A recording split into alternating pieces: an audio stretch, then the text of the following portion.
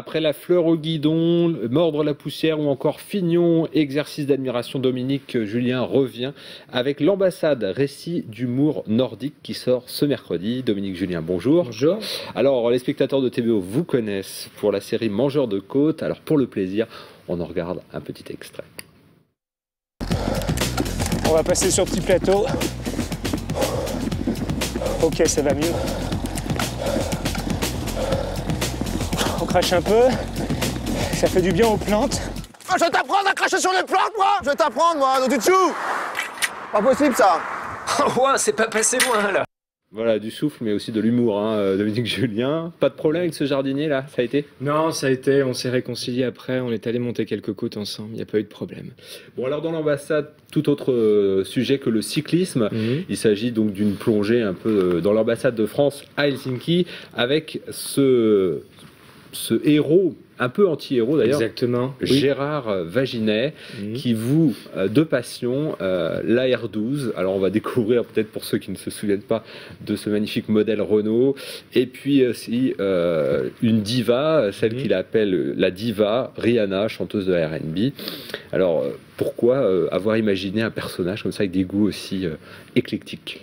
Bon, déjà, par rapport à la R12, j'ai toujours eu la passion pour les véhicules anciens. C'est une manière d'exprimer ma nostalgie, je dirais, pour les années 70 notamment. Référence aussi à Eddy Merckx, parce que les grandes années du vélo, ce sont les années de Merckx, et donc la fin des années 60 et la première moitié des années 70. Donc il y avait déjà cette idée-là au départ. Et puis ensuite, je dois dire, par rapport à Rihanna, quelque chose d'assez irraisonné, d'assez irrationnel, puisque j'avais pas particulièrement de passion pour ce genre de musique, le R&B, tout ça, je m'y connaissais pas véritablement avant d'avoir fait, on va dire, la rencontre artistique de ma vie avec Rihanna. Et donc je me suis dit qu'il pouvait être intéressant de combiner ces deux dimensions. Tout ça, évidemment, en le mettant en relation avec une histoire plus globale, à savoir la découverte de la Finlande. Et puis aussi la découverte donc, du monde de la diplomatie, le monde de l'ambassade, les arcanes de l'ambassade. Et les arcanes de l'ambassade en prennent un coup avec ce récit, hein, parce que c'est vraiment une... Alors l'ambassade d'Helsinki est passée au crible et au vitriol. Exactement. En vérité, j'avais envie de m'en prendre à la figure des petits chefs. Donc c'est quelque chose qui est, on va dire, récurrent dans les livres que j'ai écrits jusqu'à présent. Et j'ai un ami qui est allé passer dans quelques années, 2 ans je crois en tout et pour tout, donc en Finlande et notamment dans cette ambassade, et qui m'a raconté un peu l'underground, je dirais, de l'ambassade. Et je me suis dit, c'est un sujet parfait pour un récit. Alors il y a aussi le lieu, le pays, la Finlande. Vous êtes déjà allé en Finlande ?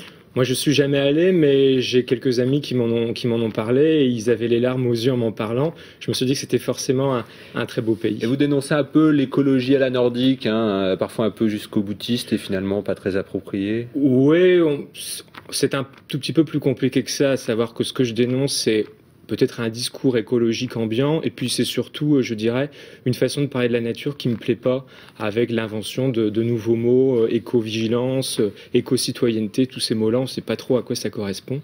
Donc moi, j'aime pas trop qu'on fasse du mal à la langue française. Donc j'essaie de m'en prendre à ça aussi. Très rapidement, récit d'humour nordique, est-ce que l'humour nordique est différent de l'humour français, peut-être plus latin ? Disons que c'est un humour, je dirais, comment est-ce qu'on va dire ça, peut-être un peu plus raisonné. Il y a de ça, et puis c'est un humour aussi qui est, je dirais, à la température du pays. Donc il y avait ça aussi d'important. Et de l'humour, il y en a beaucoup dans cet opus. Donc l'ambassade, récit d'humour nordique, signé Dominique Julien. Merci d'être venu sur le plateau présenter ce livre qui sort donc ce mercredi 8 février aux éditions Léo Cher.